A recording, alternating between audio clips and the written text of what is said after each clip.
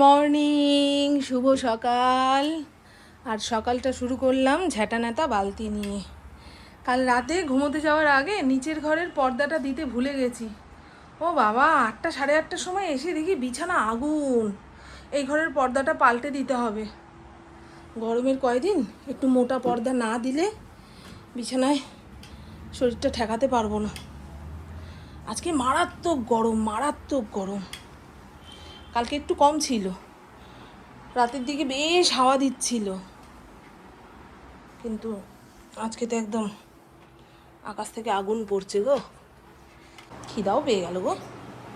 অনেক সকালে উঠলে খুব খিদা পায়, কিন্তু কি খাবো বুঝে উঠতে পারি না।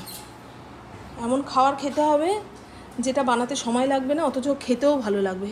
এরকম কোনো ব্রেকফাস্টের নাম জানা থাকলে বলবেন তো বন্ধু। ওই ওটস ফোটস ওগুলো খেতে পারবো না, ওগুলো খেলে গা গোলায়, প্রচণ্ড গা গুলিয়ে ওঠে আমার। চিড়া খাচ্ছি 2 দিন ধরে, কিন্তু এক নাগাড়ে খেতে ভালো লাগে না কোনো জিনিস। ঘরটা ভালো করে ঝাড় দিয়ে নিয়েছি তো, ওই জন্য এক টানে মুছে পরিষ্কার করে নিতে পারছি। আর ঘর ঝাড় দেওয়া না থাকলে মোছার পরেও যেন কাদা জল কাদা জল এরকম লাগে, ছাপ পড়ে যায় ঘর দুয়ারে। এসো না পাখি বুড়ো, হ্যাঁ সকাল থেকে কোনো কাজ নেই, ঘ্যাও ঘ্যাও ঘ্যাও ঘ্যাও করবো, মায়ের মাথাটা ধরিয়ে দেব, মাকে আতঙ্কে ভোগাবো। ফড়িংয়ের একবার ওই ওভার এক্সাইটেড হয়ে ঘ্যাও ঘ্যাও করতে গিয়ে নাক দিয়ে রক্ত পড়লো। ডাক্তারবাবু তবে থেকে বলে দিয়েছে ও যেন বেশি চিৎকার না করে, এক নাগাড়ে চিৎকার না করে, ওভার এক্সাইটেড না হয়, কিন্তু ওগুলোই ও করে জানো। আর আমি ভয়ে মরি। আমি ওর ঘ্যাও ঘ্যাওয়ানিতে কানে কালা হয়ে গেলে তো বেঁচে গেলাম, কারো কথা শুনবো না, উত্তরও দেবো না, কিন্তু ওর শরীরটা যে খারাপ হয়ে যাবে সেই জন্য আমি বারবার বলি, জানেন। ওই যে ফড়িং ঘ্যাও ঘ্যাও করছে, ওই যে আমার কান কপাল ধরিয়ে দিচ্ছে, বুঝছেন। বাড়িতে পোষ্য থাকলে তার লোম চতুর্দিকে থাকবেই, আর ঘ্যাও ঘ্যাওয়ানিতে কান মাথা ধরবেই। এই রোদটা পড়ে গেল গো, একটু বৃষ্টি হলে মানুষ বাঁচবে।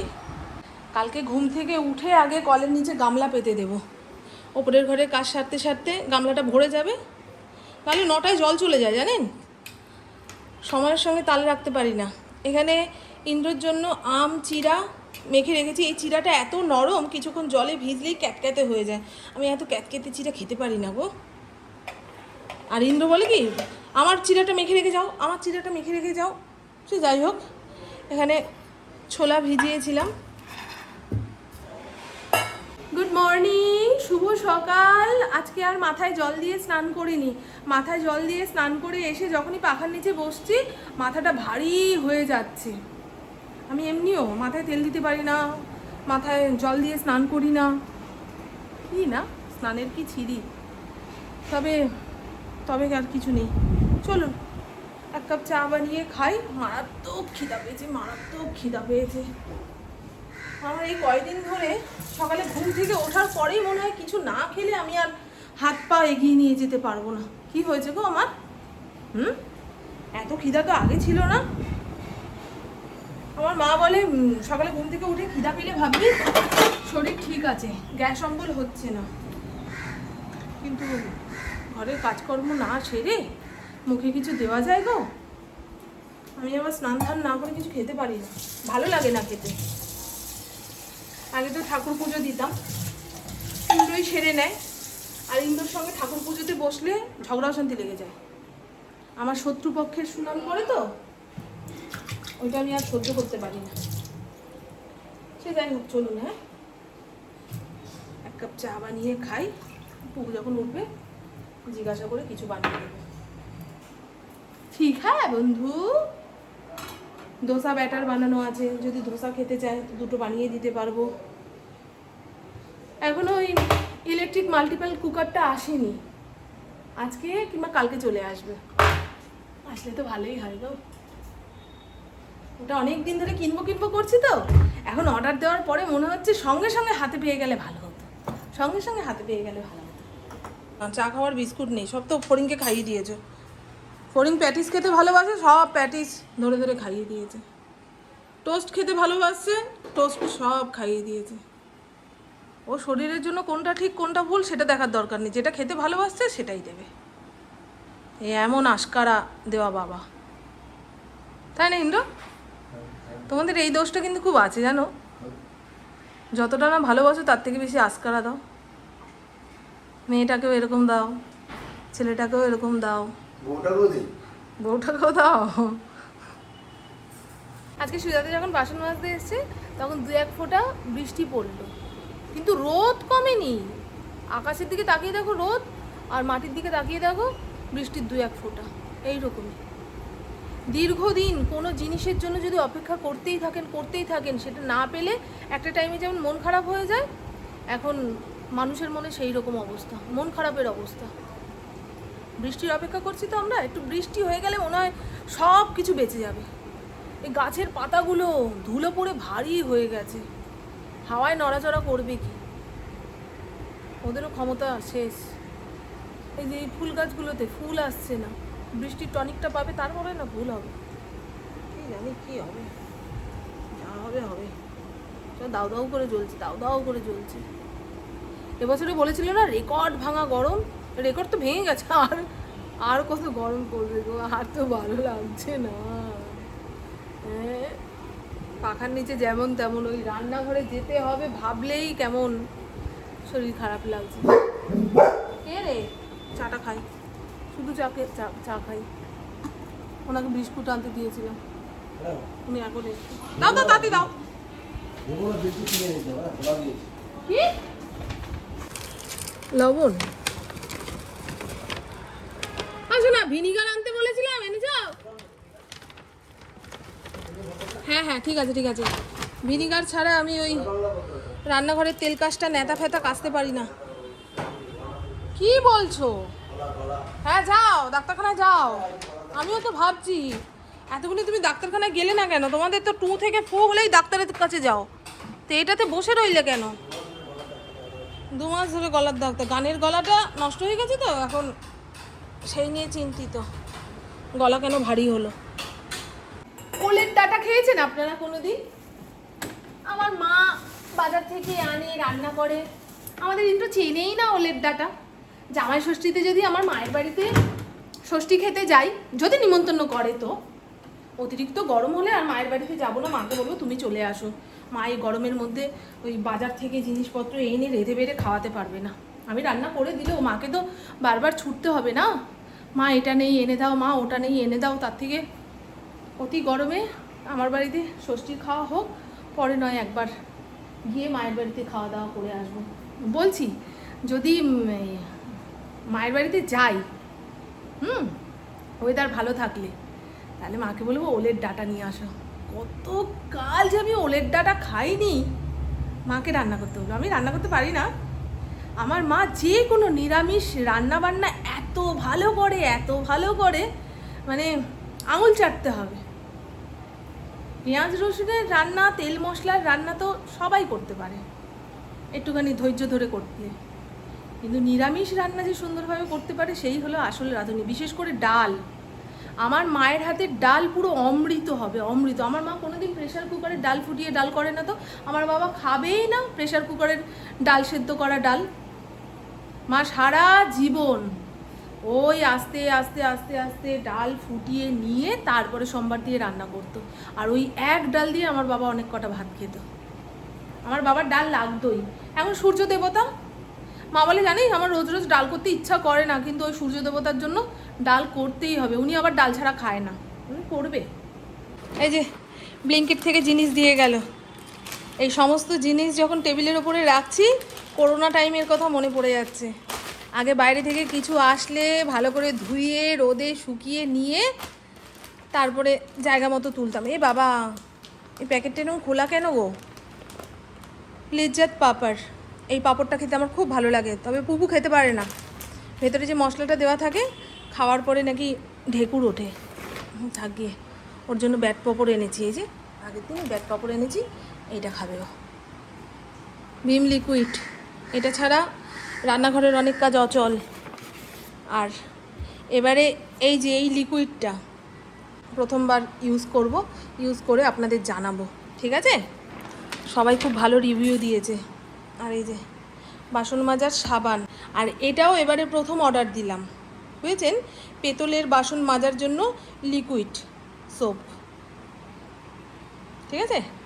এটাও ব্যবহার করে বলবো কেমন না কেমন।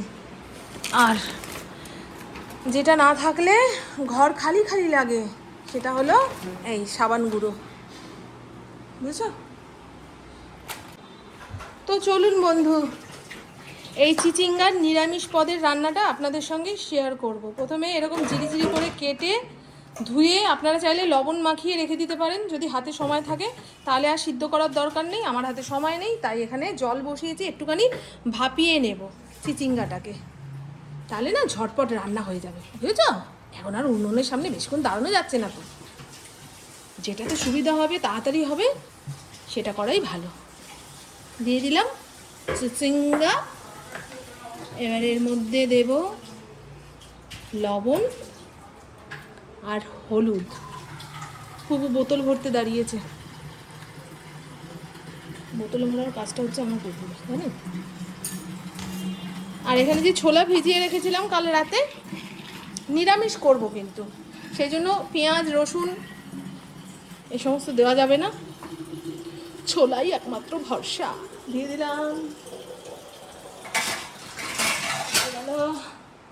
এবারে এটা হালকা আছে একটু ভাপিয়ে নিই।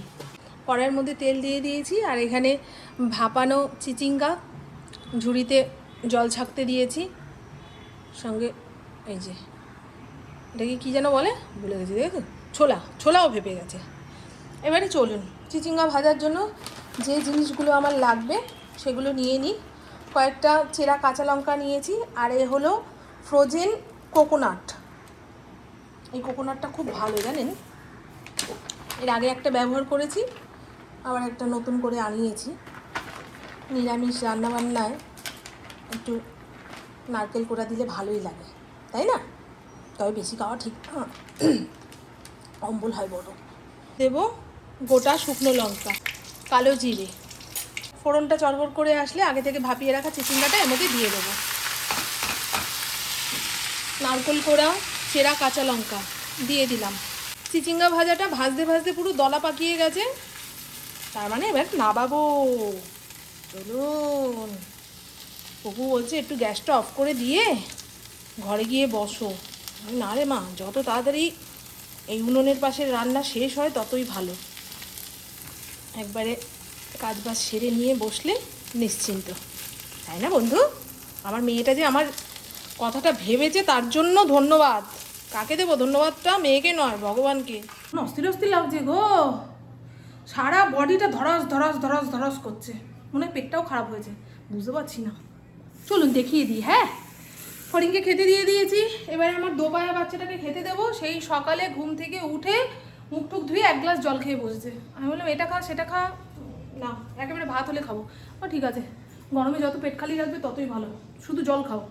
এখানে বাসন পাট ধুয়ে উপর দিয়ে রেখেছি, একদম অল্প বাসন পড়েছে। আর দেখুন না, এই যতদিন পোড়া তাপানো গরম রয়েছে, আলু সেদ্ধ করলেই এরকম পেঁয়াজ টমেটো একটুখানি জিরা ফোড়ন কিংবা সর্ষে ফোড়ন দিয়ে আলু ভাতেটাকে তেলে রাখলে বেশ অনেক বেলা পর্যন্ত থাকছে। দুপুরে পুরো আলু ভাতেটা খেতে ইচ্ছা না হলেও যদি মনে হয় রেখে দেবো, রাতে খাবো, তাও রাখা যাচ্ছে। আর হাত দিয়ে আলু ভাতে মাখলে বাবা, দুপুর 12টার সময় মাখবেন, 3টে সাড়ে 3টের সময় খেতে বসবো, তখন গন্ধ টকটক হয়ে যায়। তুলে ফেলি, আমার মেয়েটার খিদা পেয়ে গেছে মনে হয়, মুখে কিছু বলবে না, কিন্তু মায়ের মন তো বাচ্চার পেটের সঙ্গে জুড়ে থাকে। বাচ্চার কখন খিদা পাচ্ছে না পাচ্ছে মা ঠিক টের পায়, তাই না? হলো, এই হলো আলু, এটাকে কি বলবো, আলুর চোখা না? সমস্ত মশলাপাতি দিয়ে কড়াইয়ের মধ্যে টেলে নেওয়া আলু ভাতেকে বলে আলুর চোখা, সেটাই তো জানি। সে যাই হোক, এটা খেতে দারুণ লাগছে এখন। এই হলো নারকেল কোড়া ছোলা দিয়ে চিচিঙ্গা ভাজা, দারুণ হয়েছে দারুণ হয়েছে। ননস্টিক কড়াইতে করে করেছি তো বেশ সুন্দর করে ভাজতে পেরেছি। নাহলে স্টিলের কড়াই হলে অল্প তেলে ভাজতে গেলে লেগে লেগে যায়, খুন্তি দিয়ে তুলতে পারি না, বিরক্ত এসে যায়। আর এই হলো কাঁচা আম দিয়ে পাতলা করে মুসুর ডাল। সেই ইন্দ্র কত কাঁচা আম পেরে এনেছিল, সেগুলো চোকলা ছাড়িয়ে প্যাকেটে ভরে ফ্রিজে রেখেছিলাম। দেখুন বাজার ভর্তি পাকা আম, কিন্তু আমার ঘরে কেউ আসলে তাকে কাঁচা আমের ডাল খাওয়াতে পারবো। সেদিনকে আচারের জন্য অনেক আম এনেছিল, বুদ্ধি করে যদি সেগুলোও কেটে ছেটে রেখে দিতাম ভালো হতো। না, আমাকে তো এখন রাগ দেখাতে হবে, এনেছো কেন, সেটা আবার কাটে যেন দিয়ে আসলো। ভালো হয়েছে। আর এই হলো ব্যাট পাঁপড় ভাজা, এই এক পদেই পাঁপড় ভেজেছি। মারাত্মক গরম লাগছে গো, মারাত্মক গরম লাগছে। এই হলো ভাত। চলো, হোটেলে তালা, এখন দেখি একটু খায় কি না। যদি খায় তো ভাত বেড়ে মুখের সামনে দিই। আর আমাদের বাড়িতে যে সিসিটিভি ক্যামেরা রয়েছে, তার যে মেইন মেশিনটা, সেটা তো ইনডোর ঘরে বসানো। কালকে রাত্রির থেকে টি টি টি টি মাঝে মধ্যে করেই যাচ্ছে। ক্যামেরাম্যানকে খবর দেওয়া হয়েছে, সে এসে এখন ঠিক করবে। বাবার ঘরে এই ক্যামেরার মেশিনটা দেখেছিস? টি টি টি টি টি টি। বৃষ্টি হবে? আরে আমি তো সকাল থেকেই দেখছি, আমি সকাল থেকেই এই মেঘলা দেখছি। গুড ইভিনিং, শুভ সন্ধ্যা। ঘড়ির কাঁটা 6:30 ঘরে। সুজাতা একটু আগে বাসন মেজে দিয়ে গেল। আজকে যে কত দেরি করে সূর্য দেবতা অস্ত গেল সেটাই খেয়াল করছিলাম। আর দেখুন না, আজকে ব্লিঙ্কিট থেকে যে ফ্লোর ক্লিনারটা এনেছি সেটা দিয়ে বেসিন পরিষ্কার করলাম, একদম সাদা চকচক করছে। লাল হারপিক দিয়েও এত সুন্দর চকচক ঝকঝক হয় না। আরও একবার দেখিয়ে দিই, আপনারা যদি চান তাহলে আনতে পারেন। এরকম বেসিন যাদের রয়েছে কিংবা রান্নাঘরের টাইলস খুব ভালো পরিষ্কার হচ্ছে। আর পেতলের বাসন পরিষ্কার করার জন্য যে লিকুইড সোপটা এনেছিলাম সেটা দিয়ে এই থালাটা পরিষ্কার করেছি। অতটা ভালো পরিষ্কার হয়নি, পিতাম্বরী দিয়ে যতটা পরিষ্কার হয়, তাও একটুখানি গায়ের জোর দিয়ে পেতলের বাসন মাজা ঘষা করে দেখতে হবে, তারপরে ওটার রিভিউ দেবো। হ্যাঁ, আজকে তো মনে হলো না, এটার থেকে পিতাম্বরী পাউডারটাই ভালো। ইন্দ্র ছাদের কাছে জল দিতে গেছে, এতক্ষণ পাম্প চলছিল বলে আপনাদের গুড ইভিনিং বলতে পারিনি। গাছগুলো দেখেছেন একদম তর তাজা, বৃষ্টির জল পেলে এদের আর দেখতে হতো না। গা ধুতে আছিস?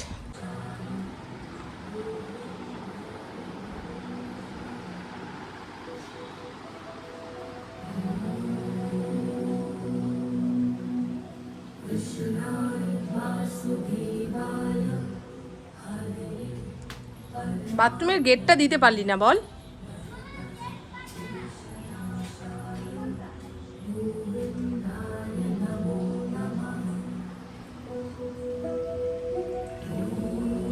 সন্ধেবেলায় জানিস বাথরুমের গেট খোলা রাখতে নেই, তুই বাথরুমের গেটটা খোলা রেখে চলে আসলি।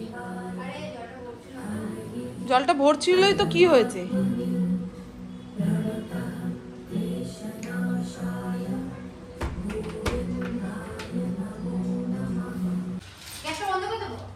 হ্যাঁ, বন্ধ করে দে না, বন্ধ করে দে। ও বেরিয়ে গেল মানে আর গ্যাস জ্বলবে না। শীতল ষষ্ঠী পালন করব। শীতল ষষ্ঠী, ও ঘরে ঢুকলে তবেই রান্না হবে, গ্যাস জ্বালানো হবে। পুকুকে বললাম বিকেলে চাটা বানা,